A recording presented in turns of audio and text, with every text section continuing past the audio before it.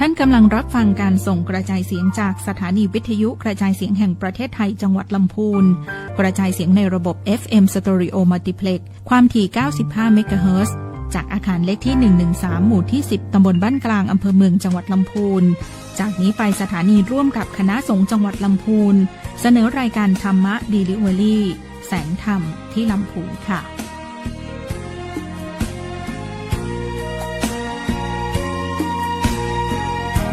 อย่าลืมทำบุญนะคุณผู้ฟังอาทิตย์ละครั้งฟังธรรมไหว้พระสักคนแม้ใครเข้าวันเสาร์อาทิตย์วุ่นวนหยุดงานเรานั้นฝึกตนสืบค้นตามรอยความดีสุดแสนโชคดีที่เราเป็นไทยเมืองพุทธสืบสายชำระจิตใจแต่งสีทุกจางหายเพราะได้พระมาช่วยชี้ทำบุญหนุนใจไฟดีนี่แหละยอดมนต์คลังนางประนมน้อมก้มวันทาสวยงามสง่าสมเป็นชาวพุทธดีจังขอพรไตรรัตน์ช่วยปัดเป่าทุกข์เพิ่มหวังน้ำใจคนไทยไหลหลั่งเปรียบดังน้ำมนต์รดมาอย่าลืมทำบุญนะคุณผู้ฟังเจอกันอีกครั้งมีบุญให้โมทนาขออย่าหนีเพลิดร้างห่างไกลวัดว่าอย่าลืมเมื่อใจโรยราเรามาทำบุญหนุนใจ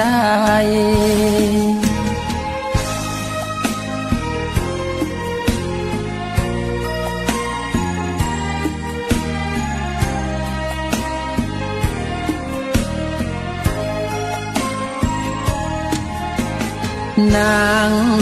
ประนมน้อมก้มวันทาสวยงามสง่าสมเป็นชาวพุทธดีจังขอพรไตรรัตน์ช่วยปัดเป่าทุกข์เพิ่มหวังน้ำใจคนไทยไหลหลั่งเปรียบดังน้ำมนต์รดมาอย่าลืมทำบุญนะคุณผู้ฟังเจอกันอีกครั้งมีบุญให้โมทนาขออย่าหนีเพลิดร้างห่างไกลวัดว่าอย่าลืมเมื่อใจโรยราเรามาทำบุญหนุนใจอย่าลืมวันอาทิตย์หน้าเรามาทำบุญอีกครั้ง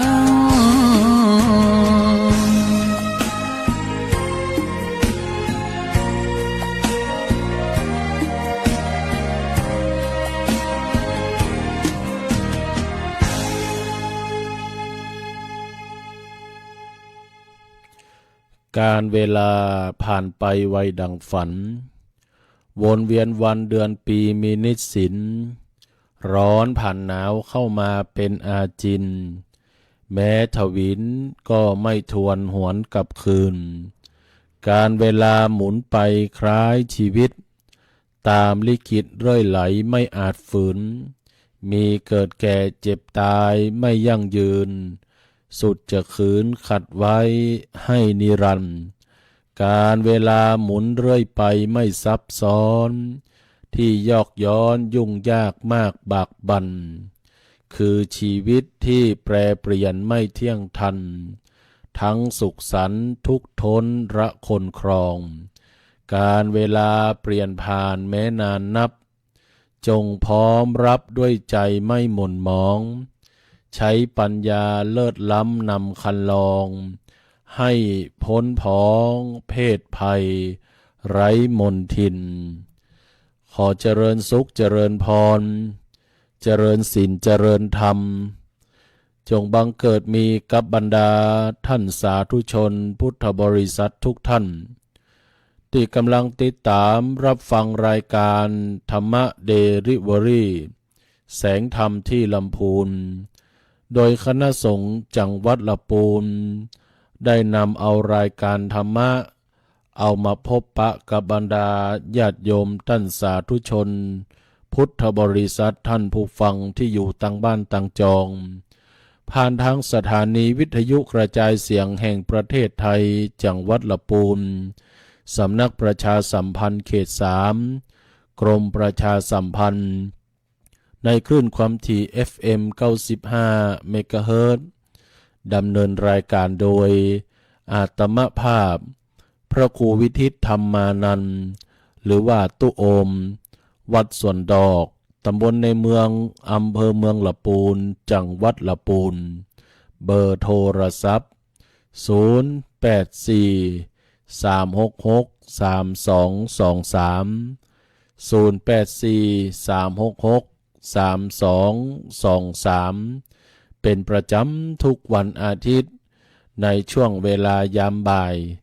ตั้งแต่เวลาบ่าย2จนถึงบ่าย3โดยประมาณหมุนคลื่นวิทยุ FM 95 สวทลำพูนมาอยู่โดยรายการธรรมะเดลิเวอรี่แสงธรรมที่ลำพูนเป็นธรรมะสวัสดียามบ่ายเป็นรายการธรรมะที่อยู่เคียงคู่เป็นเพื่อนร่วมคิดเป็นมิตรคู่บ้านรายการธรรมะที่มาเติมเต็มความหวังรายการธรรมะที่มาเติมเต็มรอยยิ้มรายการธรรมะที่มาเติมเต็มความรู้สึกความสุขความสดใสความกระจ่างแจ่มใสแห่งดวงใจที่บริสุทธิ์มาสู่กับบรรดาญาติโยมท่านผู้ฟังทั้งหลายทุกคนทุกท่านคณะสงฆ์จังหวัดลำพูนโดยพระเดชพระคุณหลวงพ่อท่านเจ้าคุณพระเทพรัตนนายกได้มอบหมายให้อาตมภาพพระครูวิทิตธรรมานันท์หรือว่าตุโอมวัดสวนดอกได้มีโอกาสในความร่วมไม้ร่วมมือจากทางสวทลำพูนเพื่อได้จัดรายการธรรมะในทุกวันอาทิตย์ช่วงเวลายามบ่ายเอามาสู่มาอู้มายื่นมาปั่นให้กับบรรดาญาติโยมท่านผู้ฟังทั้งหลายทุกคนทุกท่านเพื่อหวังว่ารายการธรรมะนี้จะเปรียบประดุจดังยาที่จะไปรักษาให้ใจที่อ่อนล้าของเฮานั้นให้เป็นใจที่เข้มแข็งเปรียบประดุจดังยาที่ไปสมานแผลที่มันเป็นแผลถลอกแห่งหัวใจที่มันบักเข้มแข็งนั้นให้หายรายการธรรมะเดลิเวอรี่แสงธรรมที่ลำพูนจึงเป็นธรรมะหนึ่งกำลังใจจึงเป็นธรรมะเติมเต็มกำลังใจให้แก่บรรดาญาติโยมท่านผู้ฟังทั้งหลายทุกคนทุกท่านเพื่อยังประโยชน์เพื่อยังความสุขเพื่อยังสิ่งที่ดีงามเป็นข้อคิดมาให้กับบรรดาญาติโยมท่านผู้ฟังทั้งหลายทุกคนทุกท่านแม้ว่าเราท่านทั้งหลายจะอยู่ที่ไหนตั้งใดก็ตามขอให้รายการธรรมะเดลิเวอรี่แสงธรรมที่ลำพูนเปรียบประดุจดังเป็นเพื่อนคู่คิดเปรียบประดุจดังเป็นมิตรคู่บ้านหมุนคลื่น FM 95 สวทลำพูนมาปะกันแล้วมาอยู่ด้วยกันมาเป็นเพื่อนรายการธรรมะด้วยกันมาฟังธรรมะที่เป็นสาระข้อคิดเติมเต็มแนวทางชีวิตที่เข้มแข็งให้กับบรรดาญาติโยมท่านสาธุชนทั้งหลายทุกคนทุกท่านเพื่อประโยชน์เพื่อโสติผลความเป็นมงคลแห่งชีวิตที่จะก่อเกิดกับชีวิตของเราท่านทั้งหลายเมื่อเรามีธรรมะเมื่อเราปฏิบัติธรรมะธรรมะก็จะคุ้มครอง ธรรมะก็จะรักษาเราแสงธรรมจะนำทางสว่างชีวิตแสงพระธรรมพัฒนาจิตให้สดใสแสงแห่งธรรมส่องสว่างกายและใจแสงนั้นไซร้คือแสงแห่งพุทธธรรมเราท่านทั้งหลายมีแสงแห่งพุทธธรรมจะมาพัฒนาจิตเฮาให้ร่มเย็นเป็นสุขให้มีจิตใจที่ข่าวใสและอยู่บนสังคมนี้โดยความร่มเย็นเป็นสุขสืบต่อไปในนามของพระเดชพระคุณหลวงพ่อท่านเจ้าคุณพระเทพรัตนนายกเจ้าคณะจังหวัดลำพูนเจ้าวาดวัดพระธาตุหริพูนชัยวรมหาวิหารฝากผ่านความห่วงใยฝากผ่านกำลังอกฝากผ่านกำลังใจมายังบรรดาพ่อแม่พี่น้องญาติโยมสาธุชนพุทธบริษัททั้งหลายทุกคนทุกท่านท่านผู้ฟังที่อยู่ต่างบ้านต่างจองในช่วงนี้อากาศฤดูกาลแห่งความหนาวกระจายแม้ว่าความหนาวมันจะลดลงไปพ่องแต่ว่าร่างกายของคนเฮาบางครั้งปรับตัวบ่ทันก็จะเมื่อยจะไข้ก็ต้องดูแลในเรื่องของสุขภาพร่างกายหรือแม้แต่ว่าภัยที่กำลังจะมาหรือเรื่องที่กำลังจะเข้ามาก็คือในเรื่องของฝุ่นละออง PM 2.5 ฝุ่นละอองขนาดเล็ก PM 2.5 ตีทางภาครัฐหรือหน่วยงานราชการเปิ้นรณรงค์ในการงดเผาในที่โล่งเพื่อที่จะป้องกันและบรรเทาในเรื่องของฝุ่นละอองขนาดเล็ก PM 2.5 ซึ่งมีผลกระทบต่อร่างกายหากเกินฉะนั้นเหตุผลที่เกิด PM 2.5 ก็หลากหลายเหตุผลบอกว่าจะเป็นควันจากรถหรือแม้แต่ว่าเป็นควันที่บ่ได้กรองจากโรงงานอุตสาหกรรมหรือแม้แต่ว่าเป็นควันที่เกิดจากการเผาขยะในที่โล่งและหลายคนหลายท่านอาจจะนึกในรูปแบบเดิมๆบอกว่าสมัยก่อนเพื่อกะเพราบ่เป็นหยังยุคการเวลาที่เปลี่ยนไปอากาศที่เปลี่ยนแปลงหรือแม้แต่ว่าธรรมชาติที่เป็นไปโดยการเปลี่ยนแปลงเนี่ยตัวนี้คือค่าแห่งความสำคัญที่ทำให้ PM 2.5 นี่มันเกิดขึ้นแล้วมันมีอยู่บอกว่าจะเผาที่ไหนตั้งใดก็ตามเมื่อมันเกิดขึ้นแล้วก็ต้องร่วมไม้ร่วมมือที่อาตมาภาพคือญาติโยมท่านผู้ฟังทั้งหลายฟังว่า PM 2.5 ที่เกิดขึ้นเนี่ยอดีตเนี่ยคือการสั่งสมตั้งแต่อดีตเฮามีการเผากันเกิดขึ้นก็จันบรรยากาศที่เคยกรองอากาศก็หายไปหรือเสื่อมไปนั้นเมื่อถึงคราววันเวลาการละหนึ่งนี้ก็ทำให้ว่าการกรองอากาศจากชั้นบรรยากาศเนี่ยเวลาเผาอย่างไปแล้วมันสามารถไปที่ไหนตั้งใดได้อากาศที่เปลี่ยนแปลงอากาศที่เปลี่ยนไปก็เก็บฝุ่นละอองนี้อยู่ในบริเวณที่เฮาตั้งหลายมองหันด้วยตาเปล่างั้นเมื่อสูดดมเข้าไปก็ทำให้เกิดมลภาวะหรือมลพิษในระบบทางเดินหายใจส่งผลให้เกิดโรคต่างๆในร่างกายที่เป็นไปนักดังนั้นหลายท่านก็เป็นภูมิแพ้เมื่อหันอากาศ PM 2.5 นี่ก็ได้รับผลกระทบโดยตรงหนึ่งนั้นก็คืออาตมาภาพก็ได้รับผลกระทบจาก PM 2.5 ถ้าอากาศที่เปลี่ยนแปลงค่าฝุ่นที่สูงขึ้นเกินขนาดนี่นะเสียงก็จะหายเสียงก็จะแหบรวมไปจนถึงว่าระบบการหายใจก็จะขาดตกไปแล้วตอนนั้นก็ต้องระมัดระวังตัวเก่ารวมไปถึงญาติโยมท่านผู้ฟังทั้งหลายทุกคนทุกท่านก็ต้องดูแลร่างกายตัวเก่าให้ดีพอกอยตัวเก่าให้ดีด้วยความร่วมไม้ร่วมมือเราจะช่วยกันดูแลบ่ให้เกิด PM 2.5 ค่าที่มันเป็นภัยต่อร่างกายของคนเราก็งดเผาในที่โล่งงดเผาในเรื่องของขยะสิ่งต่างๆที่เป็นขยะจะเนี่ยจะใดก็ตามภาครัฐหน่วยงานภาครัฐราชการเปิ้นประกาศก็คือเอาแปลงเสวียนปืนกับไม้เอาใบไม้ใบตอกไปเอาไปรวมกันไว้ เปิ้นก็จะมีจุลินทรีย์หรือว่าน้ำหมักจุลินทรีย์ที่ไปย่อยสลายใบไม้หรือทำให้ใบไม้เป็นปุ๋ยก็สามารถติดต่อรับได้จากที่ว่าการอำเภอหรือติดต่อสอบถามที่ปหลวงบ้านอันนี้ก็เป็นในเรื่องของการดูแลสุขภาพภายในร่างกายแห่งส่วนหนึ่งในการดูแลสุขภาพภายในจิตภายในใจของบรรดาหมู่เฮาท่านทั้งหลายซึ่งลืมไม่ได้เลยว่าใจร่างกายที่เข้มแข็งเพียงใดก็ตามถ้าใจมันบ่เข้มแข็งพอก็บ่สามารถประคับประคองให้คนเฮานะเดินหน้าไปได้ดังนั้นจะต้องมีพลังใจที่เข้มแข็งแม้ว่าอุปสรรคปัญหานานาประการเหตุการณ์ต่างๆอันเกิดขึ้นจากบ้านจากเมืองเหตุการณ์ที่เฮาฟังข่าวพอโทรทัศน์พอตั้งไลน์พอตั้งเฟซบางเรื่องก็ใกล้ตัวบางเรื่องก็ไกลตัวบางเรื่องสร้างความสลดหดหู่มาสู่จิตใจหรือบางเรื่องทำให้เฮานั้นย่อท้อหรือว่าท้อถอยต่อเหตุการณ์ที่เกิดขึ้นจนป้อบ่เอาอย่างญาติโยมท่านผู้ฟังทุกท่านใจของคนเฮานี้เมื่อใดก็ตามเฮามีลมหายใจอย่าได้ทดได้ท้อได้ถอยในเมื่อเฮามีลมหายใจอยู่จงใช้ลมหายใจของเฮานั้นต่อสู้ฝ่าฟันอุปสรรคปัญหาเสริมพลังบวกเสริมพลังใจให้ตัวของคนเฮาเมื่อมีพลังบวกมีพลังใจที่เข้มแข็งสมบูรณ์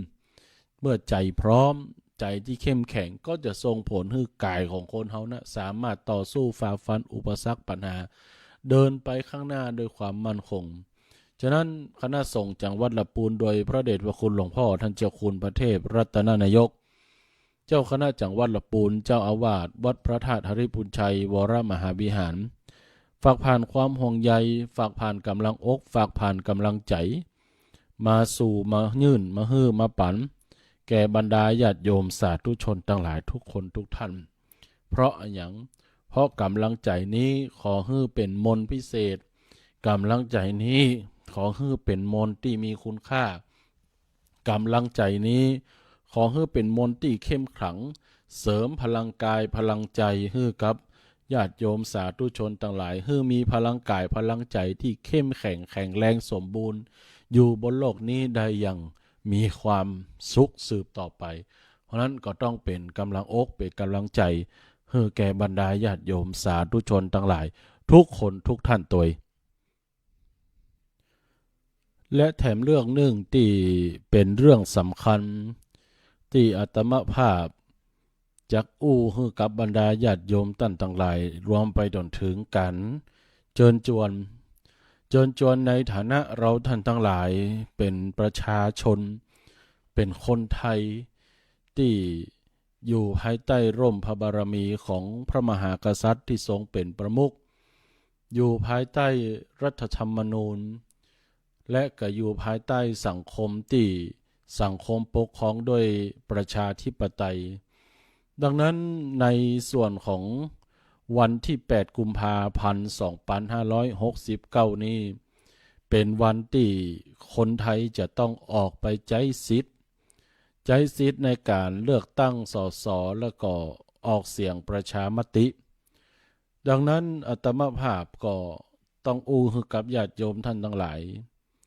สิทธิ์ที่เฮาท่านทั้งหลายจะต้องไปใช้นี้หมายถึงหน้าที่ภายใต้รัฐธรรมนูญหน้าที่ภายใต้ของสิทธิ์ของคนไทยทุกคนภายใต้ระบอบการปกครองแบบประชาธิปไตยซึ่งมีพระมหากษัตริย์ทรงเป็นประมุขดังนั้นเมื่อเฮามีสิทธิ์เฮาทำหน้าที่ในการไปใช้สิทธิ์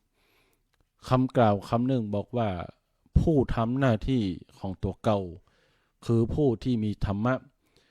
รมะจึงหมายถึงหน้าที่ดังนั้นหน้าที่หนึ่งของคนไทย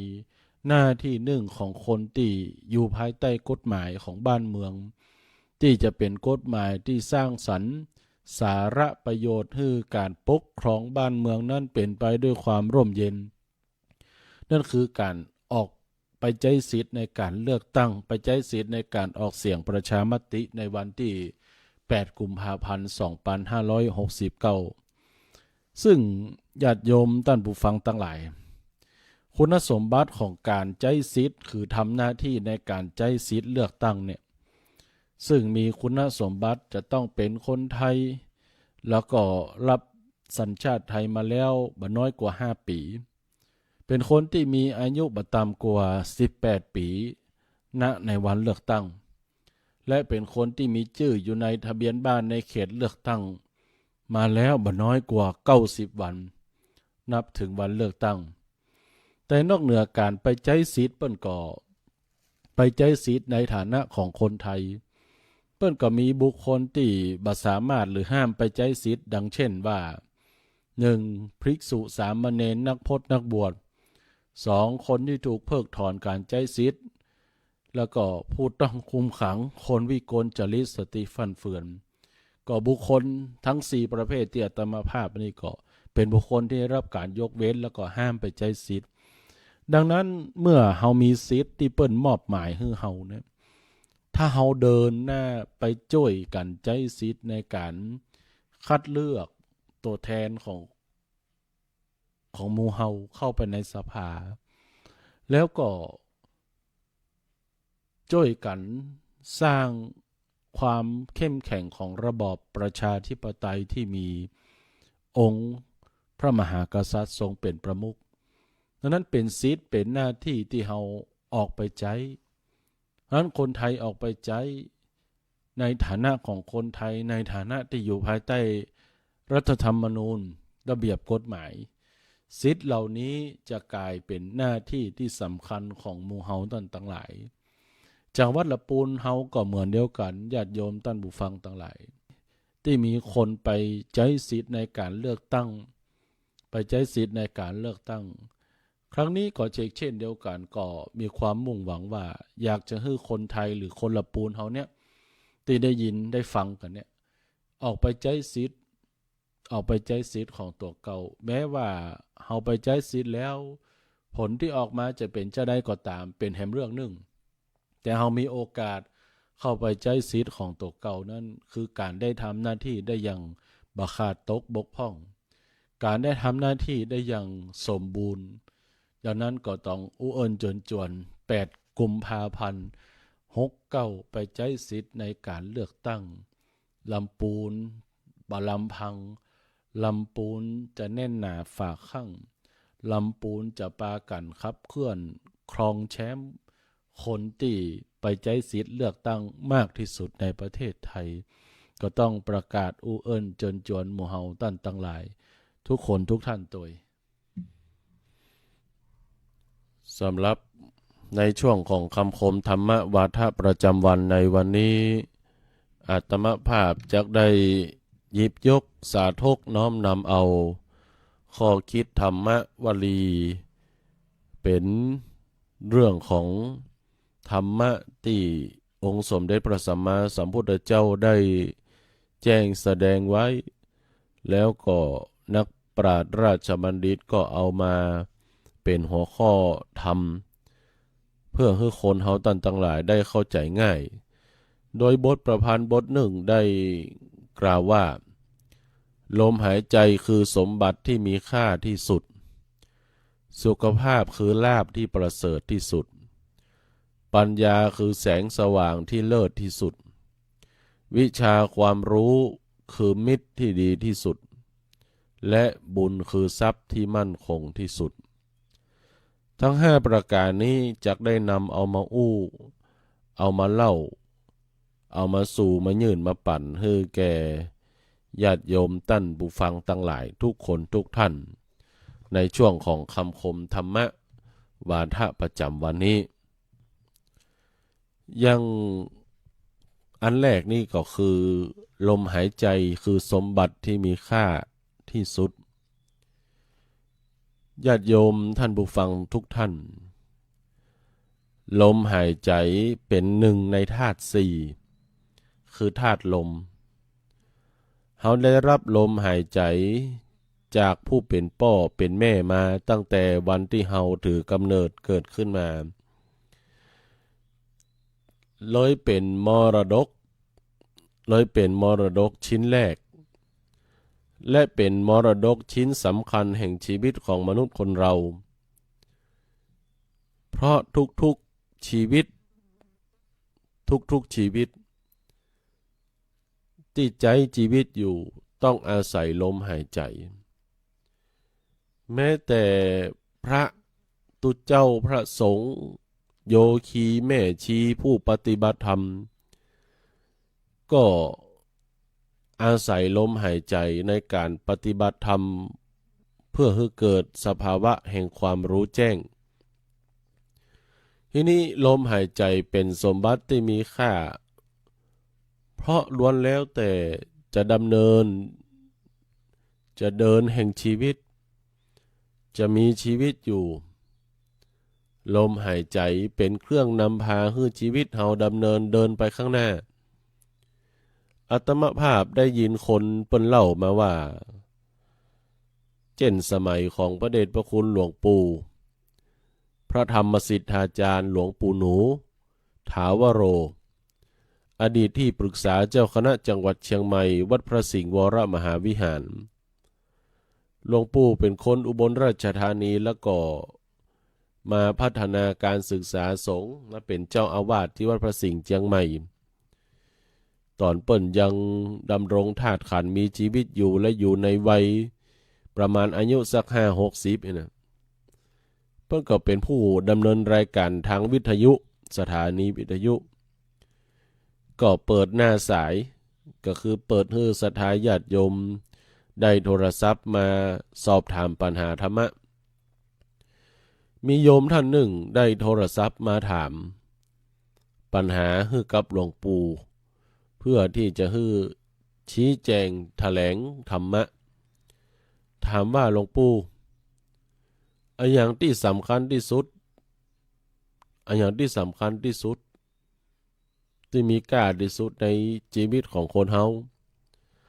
หลวงปู่หนูเปิ้นก็กล่าวว่าที่มีค่าสำคัญในชีวิตของคนเฮานี่เมื่ออู้ถึงชีวิตก็ที่มีค่าและสำคัญก็คือลมหายใจก็เลยเป็นที่มาว่าคนเฮาจะฮู้ได้จะได้ว่าตายเขาบ่ตายนะลมหายใจเข้าไม่หายใจออกก็ตาย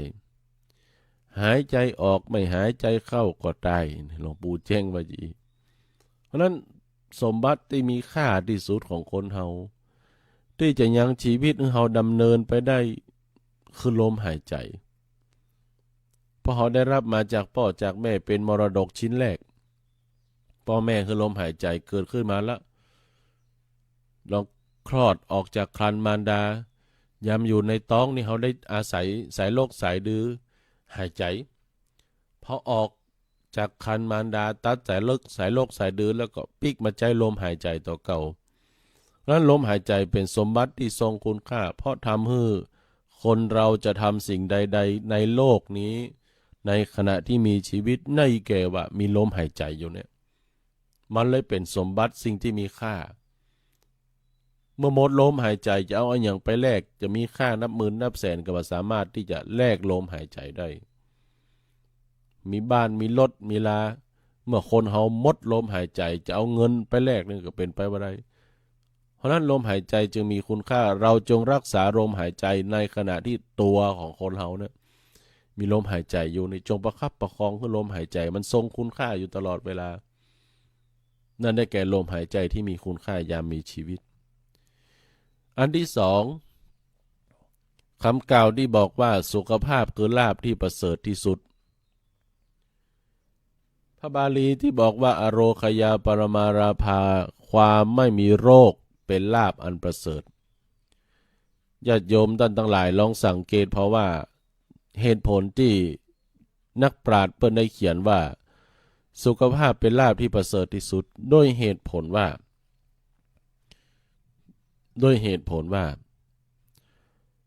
สุขภาพของมนุษย์คนเรานี่เป็นเครื่องยังความประเสริฐแห่งชีวิตโดยเหตุผลที่บอกว่าเฮามีเงินมีทองเฮามีทรัพย์มีสินเพียงใดก็ตามหรือถูกหวยนักเพียงใดก็ตามเลยนะแต่สุมาเตอะท่านผู้ฟังญาติโยมทั้งหลายเฮาเจ็บเฮาป่วยเฮาบ่สบายเฮาเป็นหั่นเป็นนี่เจ็บไข้ได้ป่วยแม้แต่ป่วยเล็กๆน้อยๆอาทิแบบเป็นหวัดเป็นไข้บ่สบายแล้วนอนแทบนอน นอนแบบฟื้นเนื้อฟื้นตัวอีนะตั้งแต่หลายสังเกตเพราะมันตึงบ่ค่อยได้ใครมีอย่างสักอย่างขนาดว่าเจ็บป่วยเป็นไข้เป็นเมื่อยบ่ได้แล้วคนที่เปิ้นเจ็บป่วยเป็นเมื่อยเป็นไข้เนี่ยที่อยู่ในโรงพยาบาลแห่งกีชีวิตนี่นะที่กำลังรักษาตัวอยู่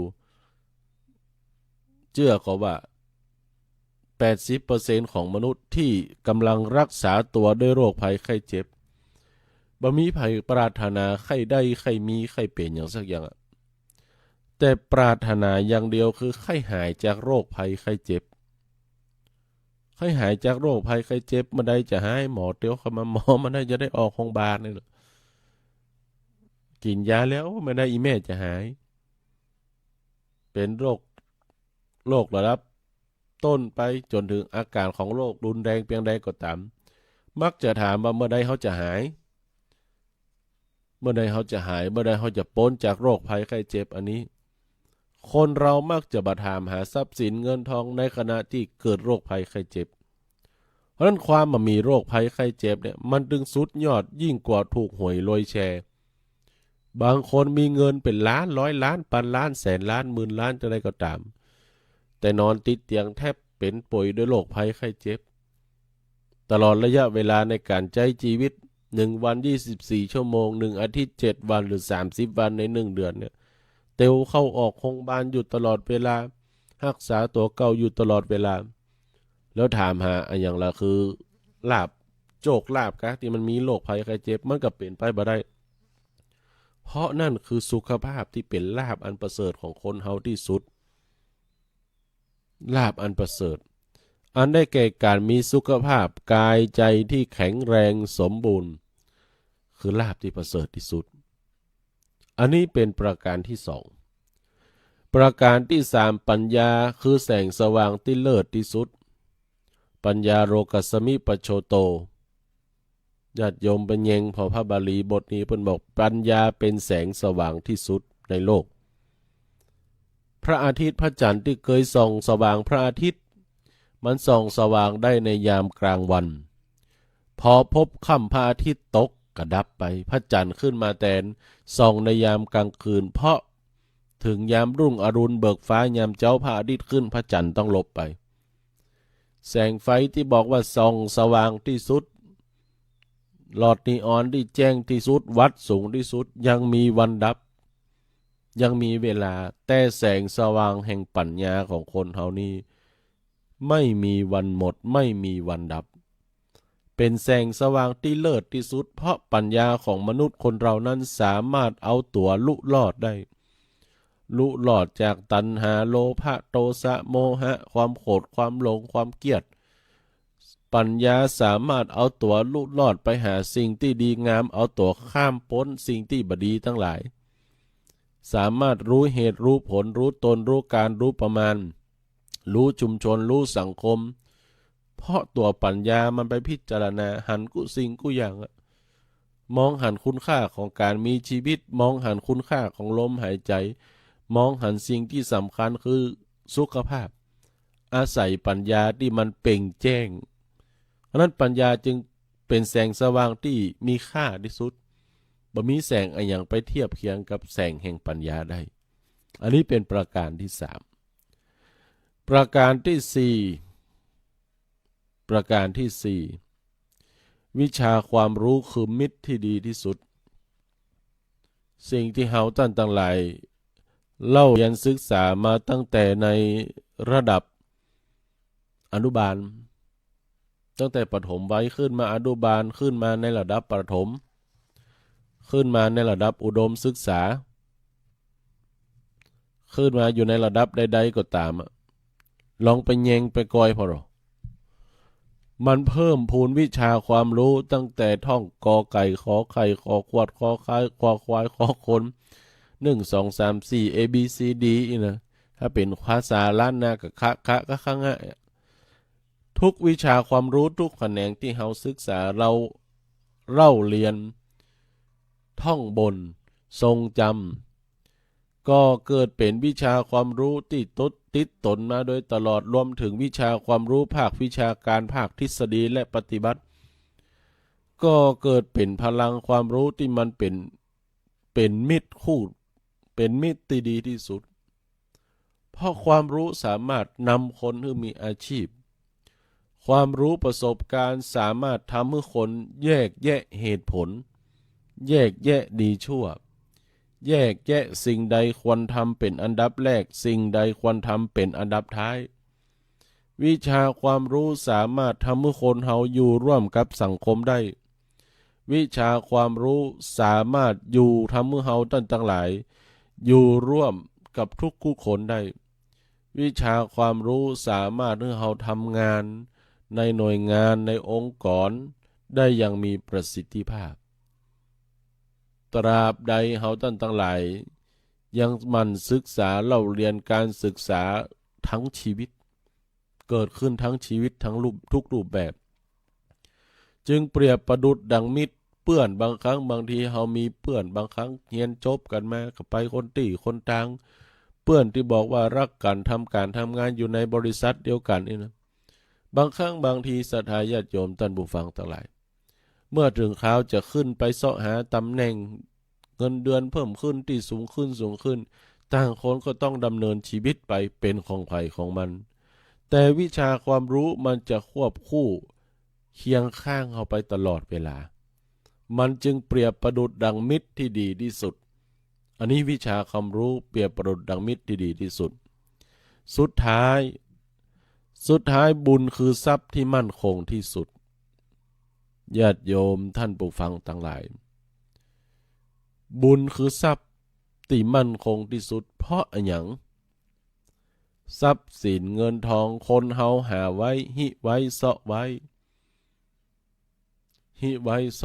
หาไว้ปลายทางแห่งชีวิต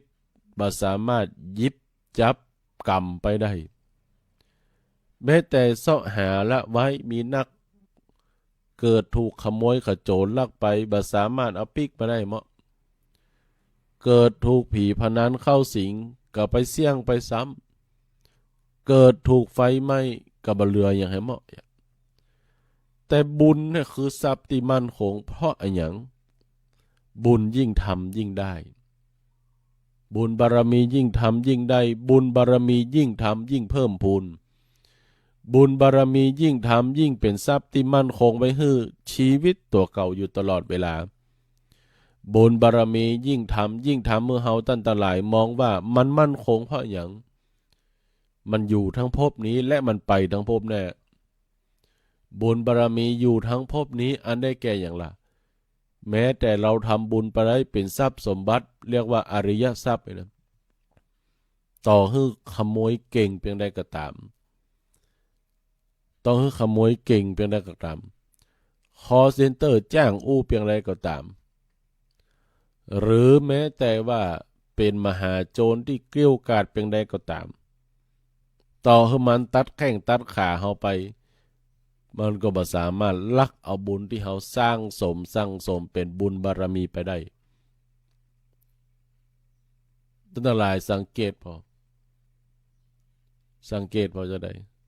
ทรัพย์สินที่ถูกโจรกรรมด้วยคอลเซ็นเตอร์โทรมาจุไล่อันนี้คือทรัพย์สินทรัพย์ภายนอกแต่ทรัพย์ภายในตอนมันโทรศัพท์มาเพียงใดมันเก่งไปได้ก็ตามมันเอาไปบ่ได้เพราะบุญเป็นสมบัติประจำกายแห่งชีวิตบุญเป็นสมบัติประจำกายแห่งชีวิตเรียกว่าบุญเป็นอริยทรัพย์นั้นบุญนอกเหนือจากขโมยขโจรลักไปบ่ได้ยิ่งทำยิ่งเพิ่มพูนก็เปรียบประดุจทำให้ตัวเก่าอยู่ตลอดเวลาบุญไม่ยามจากลาชีวิตก็เป็นบุญหนุนนำไปเป็นเครื่องนำปลาไปสู่ภพหน้าภูมิหน้าทรัพย์ภายนอกนี่เอาละไปเป็นสาทานละไปให้ลูกให้หลานเป็นมรดกให้ลูกให้หลานเอาอย่างไปบ่ได้แต่ทรัพย์ภายในหรือว่าบุญบารมีที่เราได้สร้างสมเอาไว้มันติดตนเราไปอยู่ตลอดเวลาแม้ยามพรากจากลาหมดชีวิตบุญก็ยังติดตนเราไปสู่ภพภูมิที่ดีนั้นดัง5ข้อที่อาตมาภาพชี้แจงเอามาอู้สู่ญาติโยมท่านผู้ฟังทั้งหลายลมหายใจคือสมบัติที่มีค่าที่สุดสุขภาพคือลาภที่ประเสริฐที่สุดปัญญาคือแสงสว่างที่เลิศที่สุดวิชาความรู้คือมิตรที่ดีที่สุดบุญคือทรัพย์ที่มั่นคงที่สุด จักเป็นเครื่องนำพาให้ชีวิตของคนเรารู้จักสิ่งที่ดีที่สุดแล้วสามารถทำในสิ่งที่ดีที่สุดไปพบผ่านกับความสุขที่ดีที่สุดสำหรับชีวิตของคนเราฝากคำคมธรรมะวาทะเอามาให้ญาติโยมสาธุชนท่านทั้งหลายพอเป็นแนวคิดพอเป็นแนวทางพอสมควรแก่กาลเวลาสำหรับช่วงคำคมธรรมะวาทะประจำวันในวันนี้ และก่อนที่จะนำรายการจากลาบรรดาพ่อแม่พี่น้องญาติโยมสาธุชนไปกันก่อนนี้อาตมภาพก็มีข่าวประชาสัมพันธ์ประกาศเอิญเชิญชวนงานบุญงานกุศลมาให้แก่บรรดาญาติโยมสาธุชนพุทธบริษัททั้งหลายหมู่เฮาเจ้าข้างานบุญงานกุศลงานแรกก็เป็นข่าวประชาสัมพันธ์จากทางวัดสวนดอกตำบลในเมืองอำเภอเมืองจังหวัดลำพูนขอเชิญบรรดาพ่อแม่พี่น้องญาติโยมสาธุชนทั้งหลายทุกคนทุกท่านร่วมงานทำบุญถวายทานทำบุญศาลาการประเรียนสมโภชศาลาการประเรียนของวัดสวนดอกที่ได้ปากันบูรณะและงานทำบุญอายุวัฒนมงคล73ปีพระครูโสพลจิตตาภิรักษ์เจ้าอาวาสวัดสวนดอกเจ้าคณะตำบลในเมืองเขต2สมโภชวัดสวนดอกบูรณะพัฒนาวัดครบ287ปีระหว่างวันที่13-14กุมภาพันธ์2569กำหนดการตั้งแต่วันที่13กุมภาพันธ์เวลา 9 นาฬิกาเป็นต้นไปคณะศรัทธาวัดสวนดอกนักศีลนักบุญทั้งหลายก็ร่วมทำบุญถวายทานต้นเงินต้นทองตลอดทั้งวัน17 นาฬิกาบ่าย 5 โมงแรงก็มีพิธีทำบุญทักษิณานุปทานอุทิศให้แก่ผู้ล่วงลับวันที่14กุมภาพันธ์เวลา14กุมภาพันธ์2569เวลา 9 นาฬิกาก็มีพิธีสืบชะตาหลวงเวลา 11 นาฬิกาถวายภัตตาหารเพลแด่พระสงฆ์และเชิญพี่น้องศรัทธารับประทานอาหารแบบโรงทานนั่นก็ของประกาศเอิญเชิญชวนญาติโยมท่านผู้ฟังศรัทธาสาธุชนทั้งหลายร่วมเป็นเจ้าภาพต้นเงินตามจิตเจตนาของท่านต้นเงินก็คือต้นกระปะพึกต้นปัจจัยที่จะได้แห่นำมาถวายสมโภชศาลาการประเรียนในการถวายทานในครั้งนี้ตามกำลังศรัทธาจะมากจะน้อยตามเจตนาของญาติโยมท่านทั้งหลายที่ได้ถวายต้นเงินหรือท่านจะเป็นเจ้าภาพสังฆทานถวายพระสงฆ์พิธีชุดละ 2,000 บาททุนการศึกษาทุนละ500 บาทโต๊ะถวายภัตตาหารเพลโต๊ะละ 1,500 บาทเจ้าภาพผ้าบางสุขุนผืนละ200 บาทเจ้าภาพเก้าอี้เพื่อใจในงานพิธีเป็นเก้าอี้ไม้ซักเพื่อใจที่ในศาลาการประเรียนจำนวน10ตัวละ 2,000 บาทหรือเจ้าภาพโต๊ะเคียงที่วางของนำวางของโต๊ะเคียงตัวละ600 บาทหรือท่านจะติดต่อเป็นเจ้าภาพโรงทานจัดเลี้ยงในวันที่14นั้นติดต่อสอบถามรายละเอียดร่วมทำบุญมาที่อาตมภาพได้พระครูวิทิตธรรมานันท์หรือว่าตู้โอมวัดสวนดอกที่เบอร์โทรศัพท์0843663223 ตั้งแต่บัดนี้เป็นต้นไปท่านใดมีความประสงค์จะให้จะห้อมจะร่วมทำบุญบอกว่าจะเป็นจะติดต่อขอต้นคาขอไม้ปักสตังไปปักเงินที่จะมาห้อมกันตานเป็นต้นกระปะพึกต้นเงินหรือจะถวายสังฆทานพระสงฆ์ 2,000 บาททุนการศึกษา500 บาทโต๊ะถวายภัตตาหารเพล 1,500 บาทหรือเจ้าภาพผ้าบางสุขุนผืนละ200หรือเจตนาจะให้ห้อมเป็นเจ้าภาพเก้าอี้เพื่อใจในศาลาการประเรียนเป็นเก้าอี้หลุยกับตัวละ 2,000 บาทหรือโต๊ะเคียงวางของตัวละ600 บาทก็เอิญมาที่อาตมภาพได้เนอะตั้งแต่บัดนี้เป็นต้นไป0843663223และข่าวประชาสัมพันธ์แห่งข่าวหนึ่งก็เป็นข่าวงานบุญของวัดพระธาตุหริพูนชัยวรมหาวิหารซึ่งก็กำหนดการพิธีทำบุญฉลองปอยหลวงพระวิหารพระเจ้าละโววัดพระธาตุหริพูนชัยวรมหาวิหารซึ่งได้ดำเนินการบูรณะได้ก่อสร้างขึ้นมาใหม่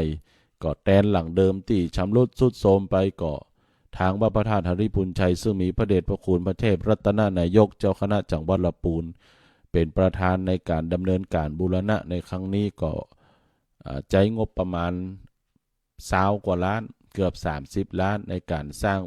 พระวิหารพระเจ้าละโวแทนหลังเดิมเนี่ยนะก็กำหนดการมีในวันที่15-16 เดือนกุมภาพันธ์ 2569 วันที่15ในช่วงบ่ายโมงก็จะมีพิธีบวงสรวงเทวดาบ่าย 2-14 นาฬิกาก็ทำบุญทักษิณานุปทานอุทิศผู้มีอุปการะต่อวัดและอดีตเจ้าอาวาสเวลา 18 นาฬิกา6 โมงแมลงพิธีอบรมสมโภชพุทธาภิเษกพระเจ้าละโวและวัตถุมงคลแล้วก็มีการเทศน์การใส่เบิกตลอดทั้งคืนส่วนกำหนดการในวันที่16ตั้งแต่เวลา 7 นาฬิกาก็มีการทำบุญตักบาตรเวลา 9:30 นาทีพิธีเจริญพระพุทธมนต์โดยได้รับเมตตาธรรมจากเจ้าประคุณสมเด็จพระมหาธีราจารย์เจ้าวาดวัดพระเชตุพนวิมลมังคลารามเจ้าคณะใหญ่หัวเหนือเป็นประธานสงฆ์พร้อมโดยพระเถระทั่วภาคเหนือหลังจากนั้นเวลาบ่าย 4:16 นาฬิกาคณะศรัทธาของวัดต่างๆก็แห่ขวดตาลเข้าร่วมทำบุญ17 นาฬิกาพิธีเจริญพุทธมนต์ถวายตาลวิหารพระเจ้าละโวนั้นก็ประกาศอุเอิญเชิญชวนพี่น้องศรัทธาสาธุชนท่านใดจะเข้าไปให้ไปหอมเป็นเจ้าภาพสังฆทาน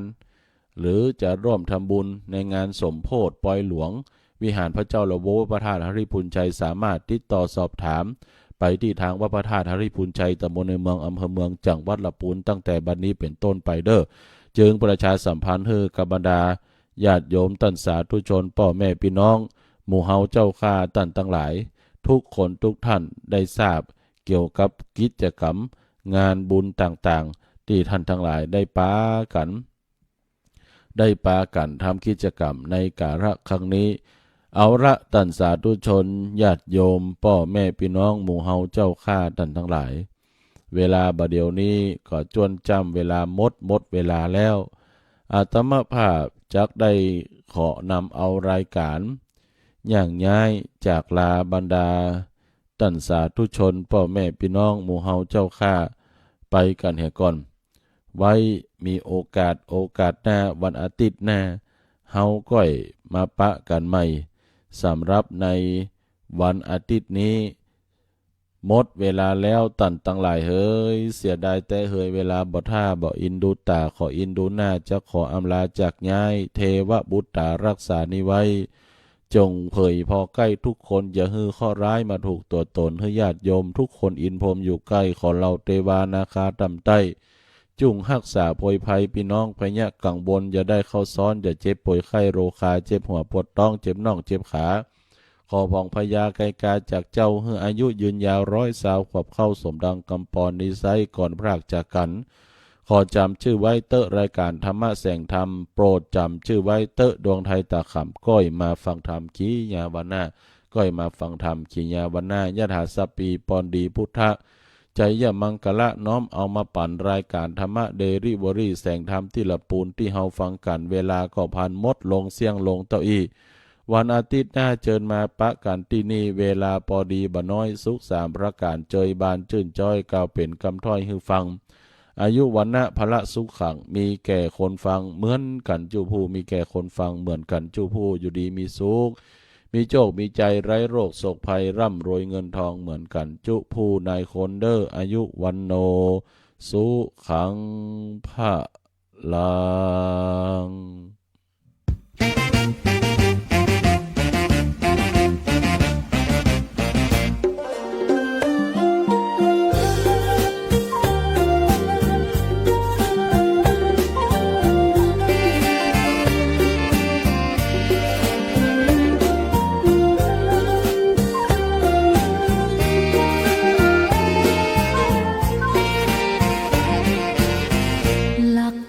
คือหลักความจริง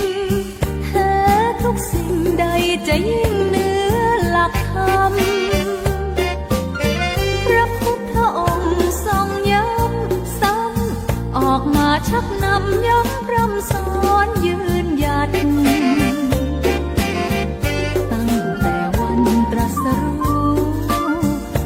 กวิทูรู้แจ้งโลกสรรพสัตว์มรรคผลนิพพานนรกสวรรค์สารพัดแจกแจงแจ้งชัดไว้ไม่มีคลาดเคลื่อนหาได้ใครเหมือนไม่บิดเบือนตลอดวันเดือนปีใดโลกจะเวียนเปลี่ยนไปเสื่อมเจริญเช่นไรหลักธรรมไม่ได้เอ็นเอียงธาตุสี่ในกายทั้งดินน้ำลมและไฟ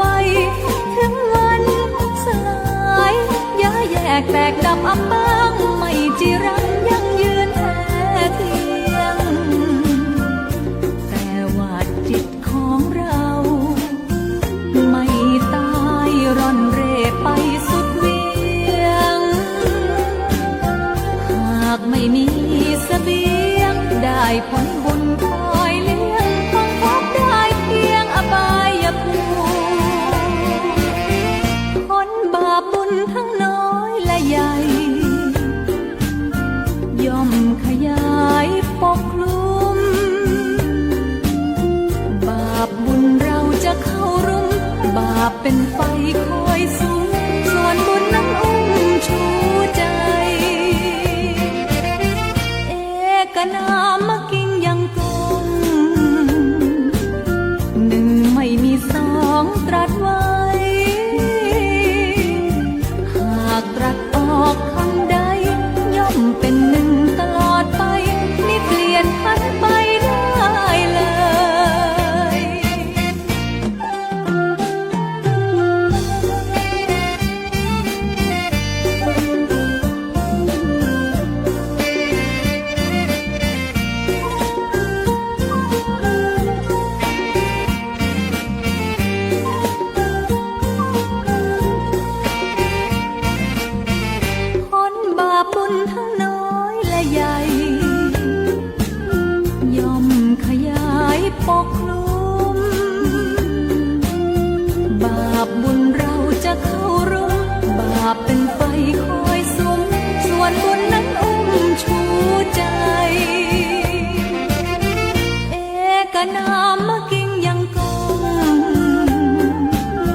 หนึ่งไม่มีสองตรัสไว้